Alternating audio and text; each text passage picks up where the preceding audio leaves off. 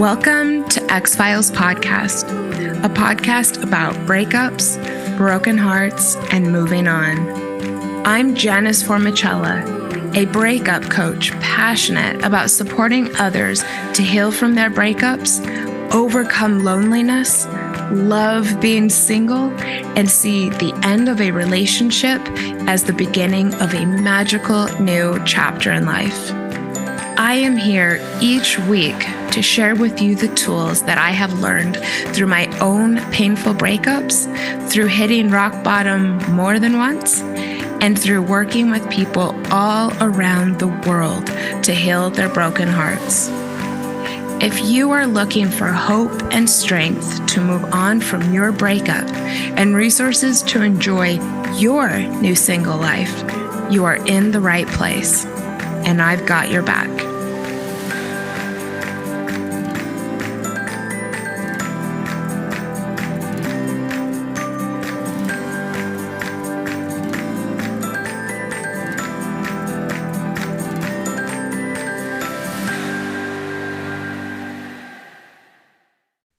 Hello, dear listeners. Thank you so much for joining me for a bonus episode of X-Files. Yay! As some of you may know, September is Sexual Health Awareness Month. I decided a while back, probably a couple months at least, that I would take advantage of the occasion and bring on some of my favorite experts to talk to this incredible and curious audience about using sexuality in an expansive way after a breakup. I have friends and people in my community who are so wise and knowledgeable in this area. And I just thought, you know what? Let's celebrate sexual health awareness by bringing a bunch of them on. Today is the first episode in the Sexual Health Awareness Month series, Sex After a Breakup with Dr. Kristie Overstreet.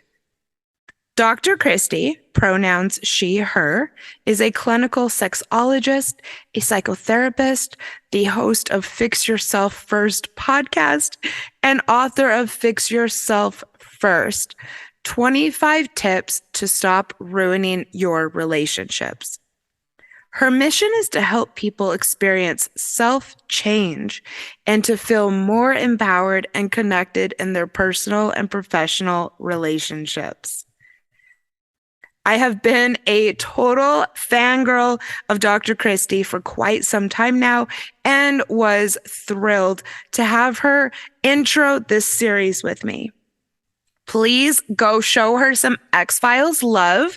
Go find her on Instagram at Kristie_Overstreet and visit her website, drkristieoverstreet.com. All of that info is in the show notes. And if you enjoyed this episode and this series, I would be so thankful if you would show me some love by leaving me a 5-star rating and review on Apple Podcasts. It would absolutely make my day, and it helps to kind of pay it forward when it comes to enjoying this show. And with that, let's get into it. Hi, Dr. Kristie. Thank you so much for being here. Hey, thanks for having me. I'm so excited to talk with you. I'm excited as well. Just so everyone knows, this is particularly significant for me because this is the first episode or first interview that I've done without Claire, my former co-host. So that is significant. And it's also significant because I discovered Dr. Kristie listening to a podcast episode from another show on the topic of sex, I think after divorce. And it was so exciting for me because I do often hear what other people are saying about the topic of breakups, as it is a particular interest of mine. And I was at the post office and I was listening to it while I was waiting in line. And it was just like so many yes moments as I was listening to you. And it was just so thrilling because there's so much bad advice out there. And I just loved everything that you said. So to have you on to celebrate Sexual Health Awareness Month is so thrilling for me. And I really know that my audience is going to love this and benefit from it. So with all that said, I guess we'll get into it. A lot of people have questions and doubts and concerns and intimidation around dating and sex after either divorce or a long-term relationship. So, where would you say people should start? And what should you keep in mind maybe before getting out there or as you're getting out there? Where can people start? Well, to start by having an honest conversation with yourself that you're going to give yourself grace, give yourself unconditional love, and that it's going to be messy, and that's all right. So if you kind of start out, I would say, with a little lower expectations of ourselves, because often we have really high expectations. So if we just say, hey, this is going to be exploratory, I'm going to figure this out, I'm looking to maybe do things different than I did before, I don't have to have it all figured out to put myself out there.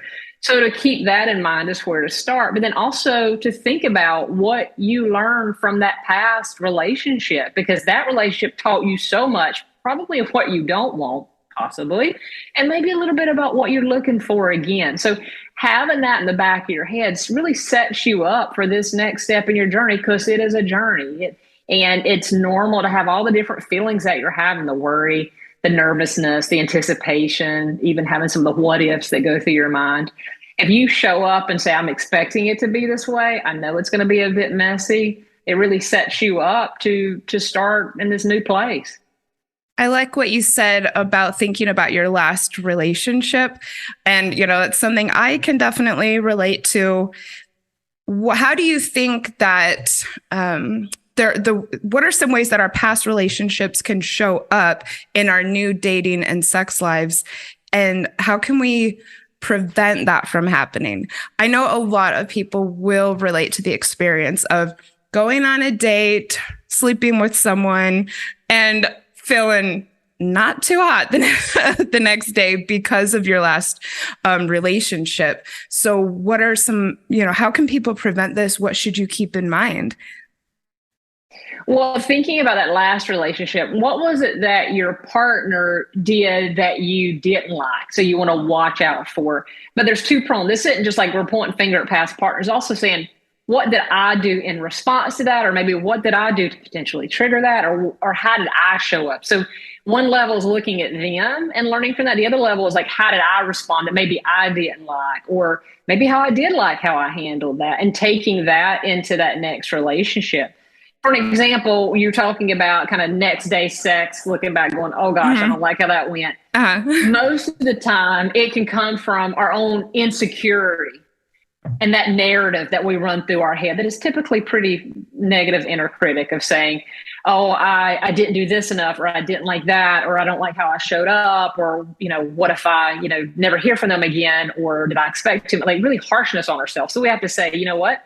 I showed up the best that I could. Could things have gone differently? Yes. Maybe I repeated something that I did in my past relationship in this current fling or situation or hookup that I was in. And that's okay. It's about trying and experimenting and exploring, because it's highly likely that you're not about to jump into another relationship.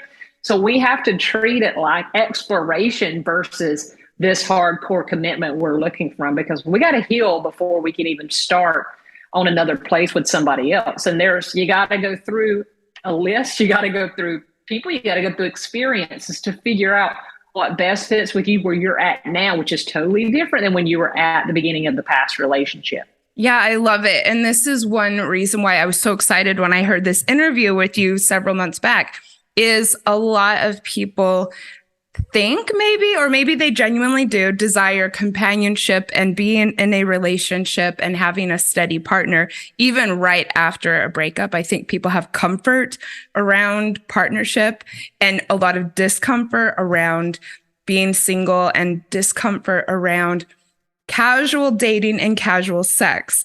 And what I loved is that you were very unapologetic about the benefits of casual sex and how it can be used in a healthy way as maybe a portal for self-discovery or learning about yourself after a breakup. So I'd be really thrilled if maybe you could talk a little bit about that.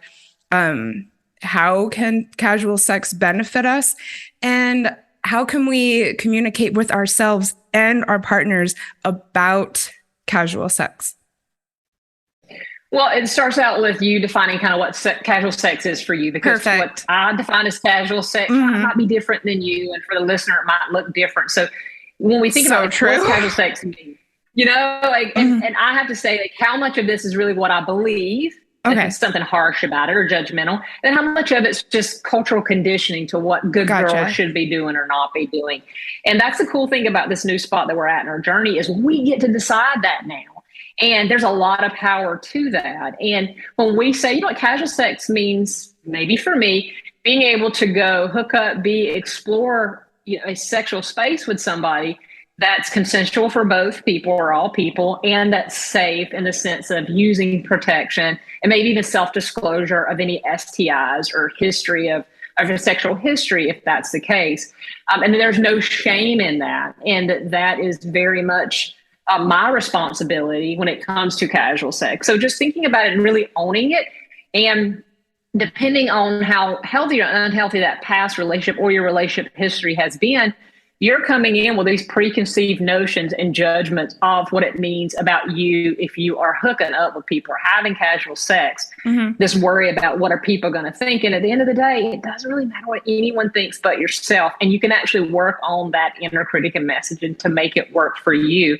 Because now, like we said earlier, you're in a different spot of your personal growth than you were in the beginning of your last relationship. You've learned a lot, you've experienced a lot, and maybe even been hurt. So now it's like I'm really redefining and changing that template that was set in for my sexual and my emotional self to make it actually work for me. And that's how we turn from being a victim or being hurt or being mistreated to now I'm in the driver's seat. I'm behind the wheel Yes. creating this life for how I want to show up. Yes, I love it. And I do think that casual sex or sex outside of a relationship can be really powerful for that, for men and for women, I think. And, deciding on your own what your rules are and then executing those rules. What are some important things to keep in mind, especially if you've been in a long-term relationship? The thought of having sex with someone you aren't committed to can be, I think a lot of people just would not really know how to navigate that or think that they don't. What are some things both to keep in mind about that? And what are the most important things to communicate to someone who you may like to have a sexual experience with, but not really date ongoing or not know if you want to date ongoing? Well, being upfront and transparent is huge. And we're really scared, right? Or I can say I've been in spaces that I've been really scared to be transparent open with Yeah. what I wanted because I was fearful. Were they going to think something about me? Or were they going to say, yeah, no, I don't want you now? Or no, I'm not okay with that. So there's Uh-huh. all this fear. And some of it might be rightfully so, but it's my responsibility. It's like it's the listener's responsibility to say, here's what I want and don't want. Now, I know it doesn't come off as crystal clear. It's not like we have a template of like, here's what I want or here's what I don't want. I have to go through experiences to figure that out. So the only way to figure out what you want and don't want is to go try things. And sexual intimacy, contact, play, exploration is a part of that. Now, I know it can be difficult because you're having to be vulnerable, but if you know, hey, I'm not looking for in a relationship right now. Are you looking? No, you're not either. We're looking to have a good time and play and be safe about it. Let's go have at it. So there Let's have is at it. I like that. yeah, there's a well, it leads up to that. So we I think like there's this pre-stage of that where we have to say like we can talk about it. Hey, what are you looking for? Here's what I'm looking for. Are you down with this? I'm down with this or not down with this. So you're talking ahead of time. And for a lot of us, and I'll say for many women and men too, we need to have that communication, that trust, even in a conversation if we don't know that person very well, that they're going to attend to us, keep us safe, and take care of our needs. That's not only required for a relationship, that's required in any type of connection for many of us. And that's that emotional part. That doesn't mean we've got to get into a relationship, but it means like, I know what I want. I'm telling you what I want. I'm clear. I know you're going to respect that as I'm going to do the same for you. Mm-hmm. So it really calls upon us to speak up for our needs, wants, and desires and find some confidence and increase our sexual self-esteem around that. And I know it takes practice. It takes continued growth and continue and challenging ourselves to be able to do that. It's not just a automatic, we're that way. It takes a little bit of work, but it's so worth it. And it's very empowering. Yeah. I mean, I still have discomfort sometimes where I'm discussing certain things. That's not, to say that I don't push myself to do it. I know one tip that I give to clients, because I've used it myself, is to practice with talks around protection, because that's something that you must do, but it's something that some people find so uncomfortable and hard to put into words. And so if you can just start with that and learn little, and I just say, like, maybe learn a cute or a sexy way to bring it up and then use that approach each time. And, it eventually gets, I don't know if it gets easier, but you feel like you're more prepared to do it. Do you think that helps? Yeah. Yeah, figuratively and literally, you're more ready to do it because you feel more confident, right? In saying that. And I like that you have like a go-to. And the more you use that same one, it's just kind of like your thing. We all have like our go-to maybe phrases or things or questions we ask when we're dating. This is just another one of them. And if you have some fear comes up, it might come up in the idea of what if they say, why are you asking that? Or what do you have? Or it just all this what if might happen, these worst case scenarios. And really, if any of that happens, nothing is going to potentially feel worse for you than not having the conversation, then looking back and saying, hey, I really wish that I'd asked, I'd said, or I had disclosed. And I believe that's all our personal responsibility when we get into a sexual situation. Now, it doesn't mean it's open to everyone's knowledge. Like I decide what I disclose to what person and what not, because that's a personal thing. But it means I want to have that conversation and look at trust and that communication around that. To feel at most comfort with going into a situation with a new partner. And you work as a sex counselor, right? How would you define your role? Yeah, as a sex therapist and sex therapist. And what do you think as far as getting out of long-term relationships go? Is there any big themes or that you have been able to pinpoint as far as what people most want support around? Yeah, the biggest support is finding comfort in their sexual self-esteem afterwards, right? Meaning if they're ready to take that next step with their own self, is because they're bringing past experiences. Maybe their partner said a lot of negative about them, or maybe compared them to somebody else. They're bringing all this baggage, and maybe they never experienced pleasure. Maybe they don't feel comfortable with self-touch and masturbation. They don't really know their bodies. That's a big part of it. But then the other part of it is communicating about themselves and the sexual and emotional needs they have. Because many people are people pleasers and they go and do and say yes, even though they may not enjoy it. And then they become resentful and anger. And that's one of the issues that pop up in the relationship, and they're not feeling heard or listened to. So not just the specifics around sex and sexual self-esteem, it's the communication around wants, needs, and desires, and feeling confident in that is where we do a lot of work. Oh, I have so many questions just in that. I like that you brought up people pleasing, because I feel like I noticed that there is a certain level of people pleasing with the individuals who come to me for coaching. And I think that probably has a lot to do with coming from a painful breakup and wanting to really prevent or avoid any discomfort or future pain by not speaking your needs and getting into a situation where you might be hurt again. And so, yeah, I'm glad that you brought that up. And I think this is why also it just goes so far. It goes a long way to learn how to use your words. You mentioned sexual self-esteem, which is a concept I absolutely love, but I suppose I'm not overly familiar with, especially as far as your approach goes. So when we're talking about people, my listeners are largely single or just kind of dabbling in dating, what is sexual self-esteem as it applies to a single person, and how can single people develop it? Yeah, it's a concept that I kind of see that has been such a pattern with women and men through the last many years. And it's how we feel about how we show up in a sexual space. Okay, so it's how we feel about our body.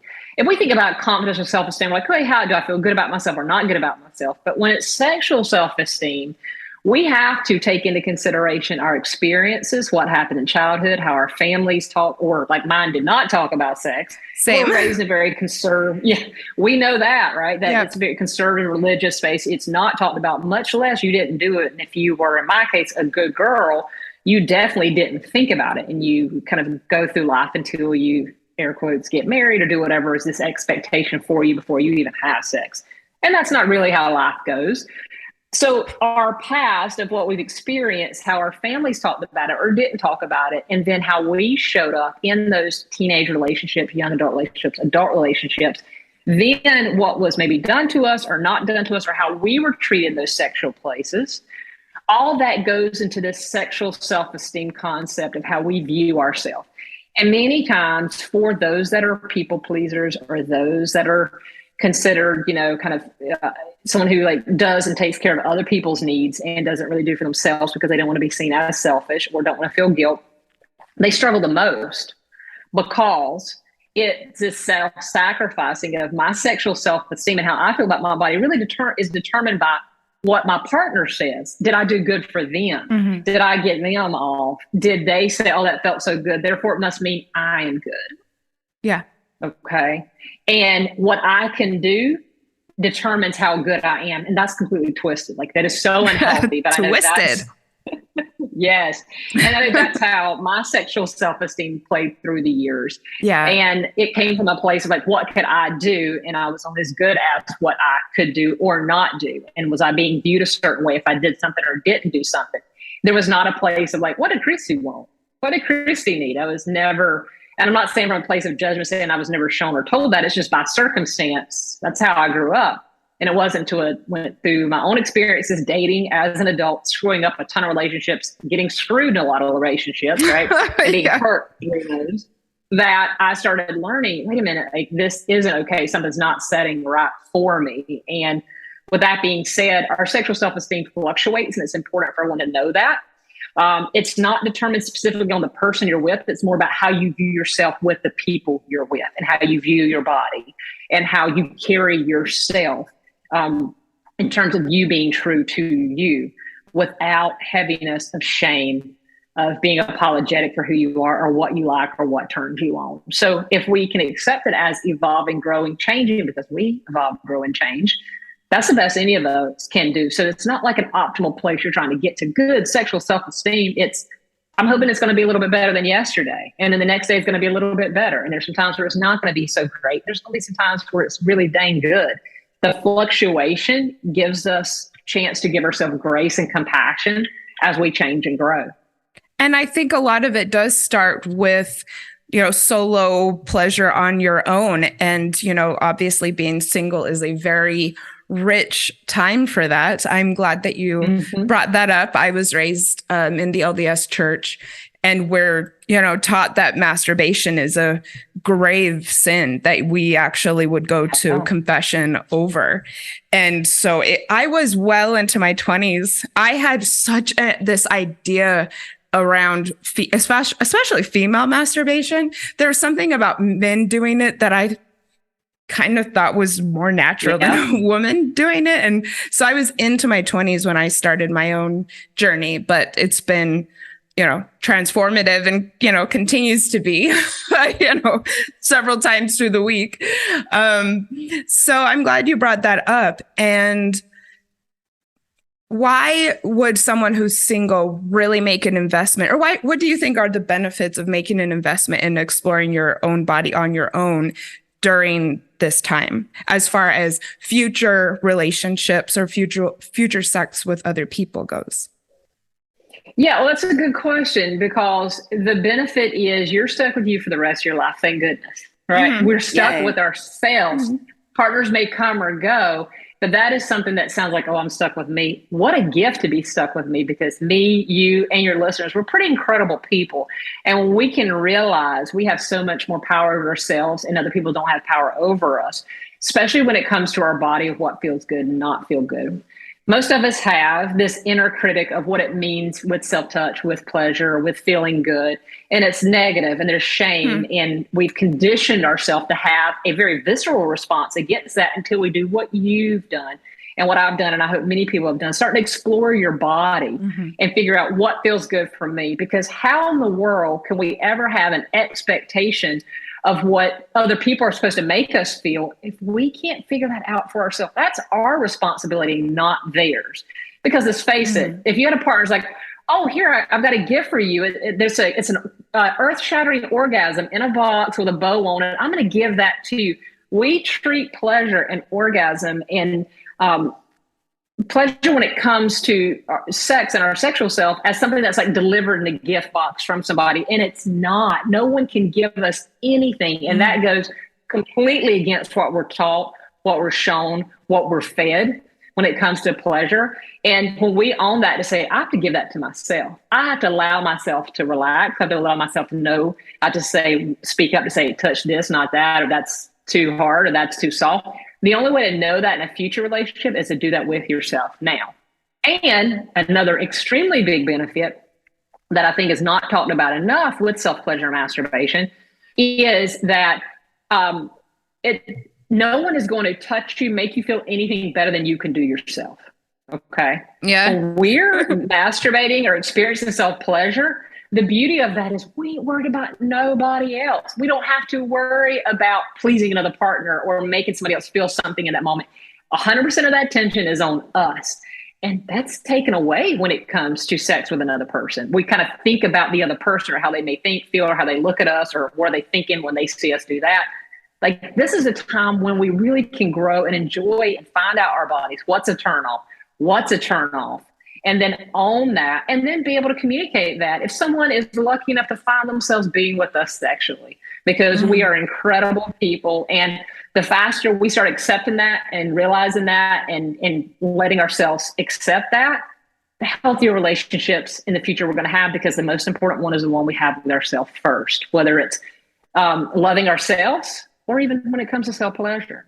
Yeah. I think we make better decisions as well when we're able to provide our own needs. What, do you think that there is still an idea out there that taking care of your own needs in the bedroom makes you a selfish partner?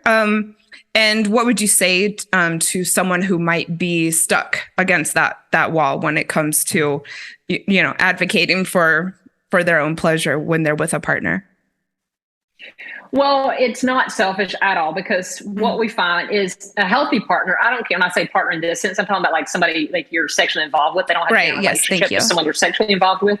For mine, when I say this, that hopefully you pick someone who wants you to have pleasure. And for most people, I'll say majority, the other person gets a lot more pleasure out of seeing you get pleasure. And this is where quality over quantity matters, because the quality of that experience is much more important to the other person as well. Now, if it is a selfish lover who just wants you to get them off and they're done, or they're not taking time for foreplay to get you warmed up and ready to go, like, that tells you a lot about that person. Can you just move them to the side, put them on the bench, put somebody else up there until they check in and show up? But if you don't, you're just going through it potentially as a people pleaser because you don't want to be ugly, you don't want to be rude, you don't want to think something about you. But if you're not experiencing pleasure, you got to start with you. You got to say, I need this a little bit more. Hey, can you slow down a little bit? And if they don't, that means they're not listening to your boundaries, because I believe this is a sexual boundary. And if they're not listening to your sexual boundaries, you may want to get out of that quicker than not, because something's not setting right. If they're not listening to you, this could also be a really problem in the future. So we really owe it to ourselves, as well as owe it to the people that we're with, to speak and say, because we also can't be unrealistic to think they're going to make us feel something if we're not letting them know what it is. And being that good girl, in my example, of not saying something or just waiting to get it over with, or just kind of grinning and bearing it to get through it just so I don't cause conflict, that leaves you very empty, resentful, angry, and not living in alignment and truth with yourself. And that's not sustainable. Yeah, good point. And this is one reason I'm always encouraging listeners and clients and friends in the world to, try and actually stay single for a little while after your breakup, because the more confident you can be single, the better quality people you will attract, and the easier it will be to walk away from a situation that maybe you end up finding out isn't as great as you thought. I really want to talk about boundaries and needs and all of that, but just One more thing about self-pleasure while I have you, because it's definitely a topic I love. I love how you mentioned the earth-shattering orgasm in a box, because it made me think of my womanizer. I am a very big fan of the womanizer brand and products. But where would you say for someone to start if they maybe don't have a go-to toy like I do, or just have been out of practice self-pleasure for a long time for any reason? I don't know if how many people can relate, but I know I've gone through periods of either celibacy or periods where I just kind of didn't self-pleasure for a long time. And not even really knowing why, but just, all of a sudden noticing that it wasn't something that I was desiring as much as I used to, and then starting to miss it, but not really knowing what to do because it's just you, So what would you recommend as kind of a starting point? Well, what you just shared is so common that so many people go through, and it is different for men and women, and the journey is totally different. But for an example, if you are just kind of starting out, new to this, you're probably dealing with some negative self-talk around it. So what you have to do is just say, I got to start somewhere, and I'm going to be graceful and gentle with myself with the process. So find a place where you feel comfort. Maybe it's like one of the self-care gifts you give yourself is you take a warm bath, right? Or you take a bath, turn on some music. That's a good starting point. Yeah, I mean, you relax. Hopefully you have some privacy. If you have kids in the home, lock the door. Like, just turn the music up. Like, find a place that feels comfy and go in with some intention.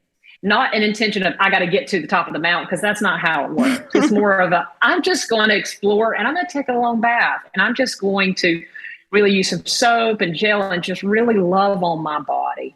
And with doing that, you might just start exploring or finding areas of and it might be erogenous spaces on your body that you start giving extra love and your attention neck. to. I like right here on my neck.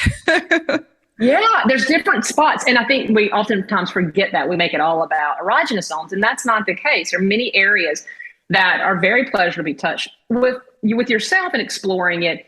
It's really important that you take your time and you don't have an unrealistic expectation of yourself. If you're having trouble, which is so common for many of us, especially women, is getting in your body, because we could talk forever about being out of your body, being disconnected, especially unhealthy relationships. We won't get into that now, but getting in your body, being in that bath, turning on that music, doing that little bit of self-love and touch, even to non-erogenous areas, is a way to connect with your body, and doing some deep breathing.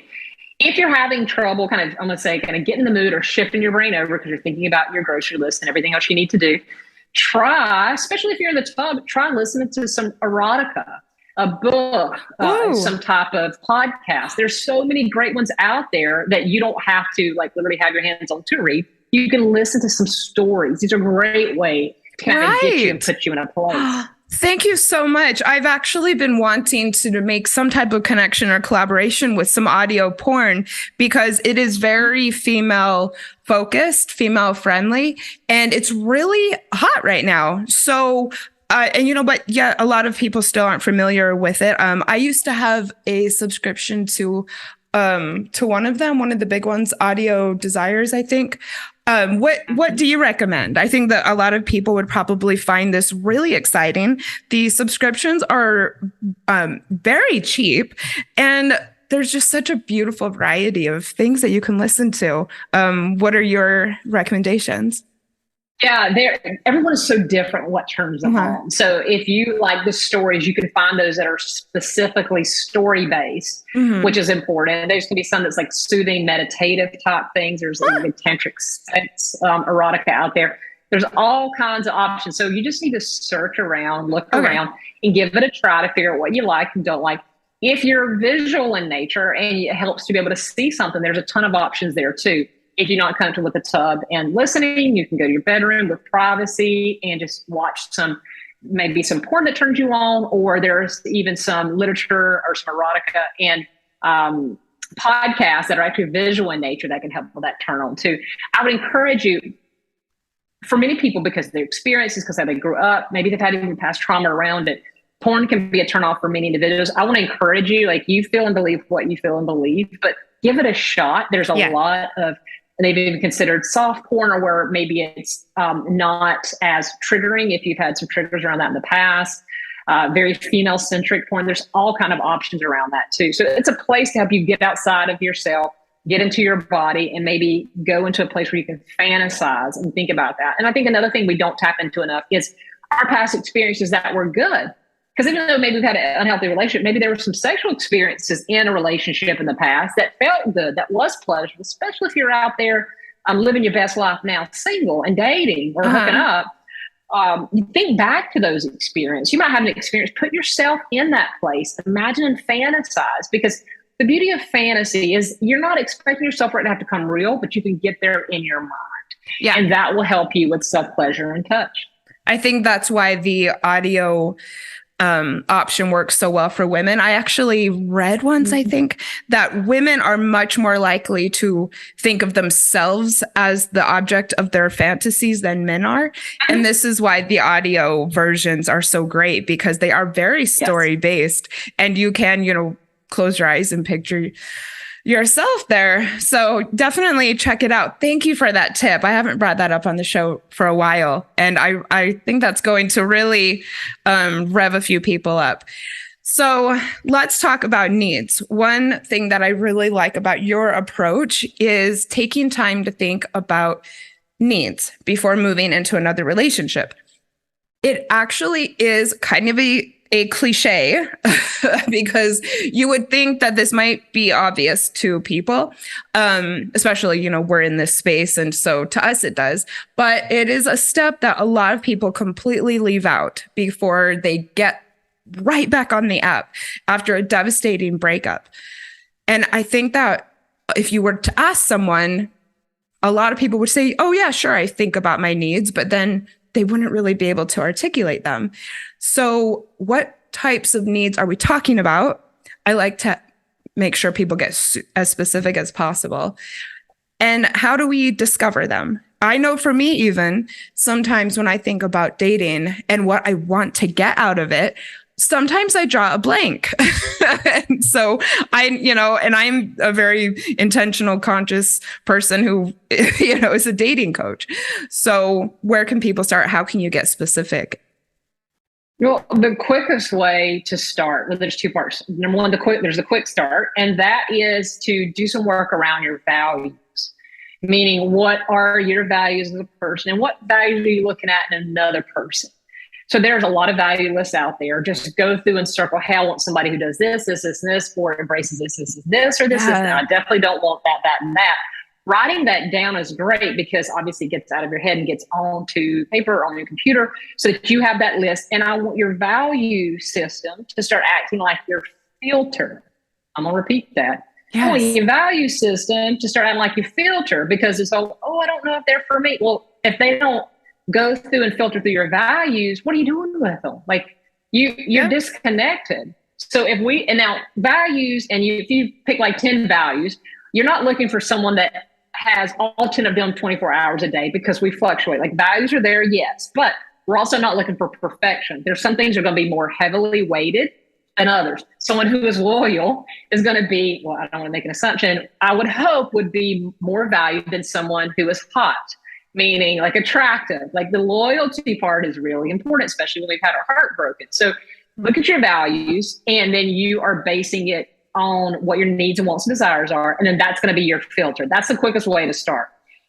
A little bit more in-depth way to look at your needs and your wants is to use, it's a method I created. It's called the whole self method. Yeah. And what it does, it takes those 6 parts of yourself, and you decide your needs and wants for each of those. And if you'd like, I can run through those super quickly.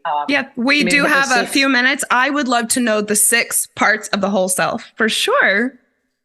Every single one of us breathing has these 6 parts of ourselves. The first is our relational self, how we relate and connect to other people, right? Whether it's romantically, familial, friendships. So there's a relational self. Then there is our emotional self, how we emotionally connect or don't connect, how our emotions come up and how that affects how we connect. Then there's our sexual self, the one that we're very big fans of, in the sense of how we connect sexually, what we like, what we don't like, who we are as a sexual being. Then there's our physical self. That's how we feel in our skin, how we move in our body, what we feel about our body. Then there's our recreational self. That's number 5. The recreational is how we have fun. What are our hobbies, our interests? What's important to us as a person? Like what makes us, our unique selves that we enjoy and dial into. And then there's number 6, our career self. And that is whatever career we do, because it's a big part of our identity. Yeah, you're right. Career. And we neglect that one, but now it doesn't matter what your career is. You're retired or you're just starting out, wherever you're at, there's a professional part of who you are that does affect who you are as a whole person. So we take those 6 areas and we say, what are my needs and what are my wants in every one of those 6? Relational, emotional, sexual, physical, recreational, and then career. And then if we say, if I can name 3 for each, I'm doing good. So that breaks up all these and forces us to pull apart these different parts of us and really be able to deep dive into, okay, now that I know those needs, what do I know I need to do in order to get those needs? This is so fantastic and brilliant. I mean, we're talking about 6 areas, everyone, and then 3 needs under each area. That is getting really specific. So thank you so much.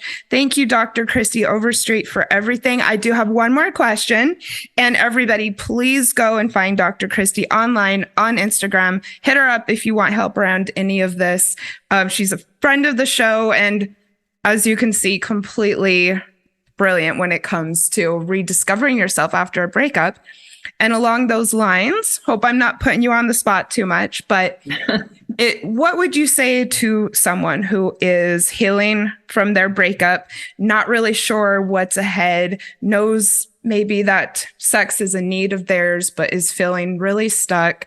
What words of wisdom or inspiration or advice might you give to someone to, get through the next week or next couple of months?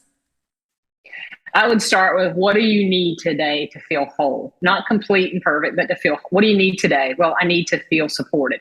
Okay. Well, who are you going to reach out to that support? Are you going to listen to the X-Files podcast, get that support? Are you going to reach out to a friend? Okay. What do you need to get to the next 48 hours? Okay. Well, I need to, depending on the size of the heartbreak and the heaviness of that, most of us going through that, we're just trying to, like you said, get to the 12 hours, 24 hours, 48 hours, just trying to get through without exacerbation of anxiety and depression, tearfulness that goes along with it. But just saying, what do I need each day to get to that next step? And knowing that where you're at right now and what you're going through, you will not be the same person in 5 days from now, in 10 days from now, and 2 weeks from now. Knowing that the evolving and growth is happening, even though you feel stuck. I can promise you are not stuck. You have no proof you're stuck because you're already thinking differently than you did 24 hours ago. Drink your water, take care of yourself, move your body, and really reach out and let people support, because I'm sure the person going through this supports and loves and nurtures everybody else around them. So it's time to let these people feedback and give you that support as you take this magnifying glass to yourself to say, what do I need to do for me in order to heal me?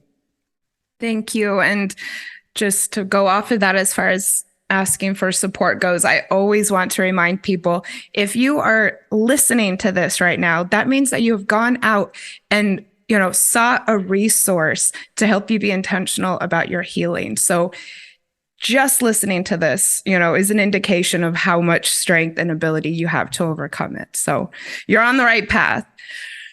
I've loved this talk. I wish we had more time, but I actually have to let Dr. Kristie go because she has clients to see. It's so great. And I actually think there's, no better reason to cut things short than, that we're going off and supporting people. I actually also have a client in 1 hour.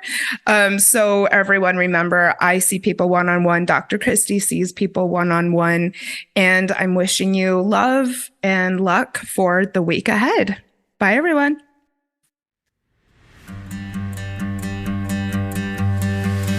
Thank you for listening to X-Files podcast.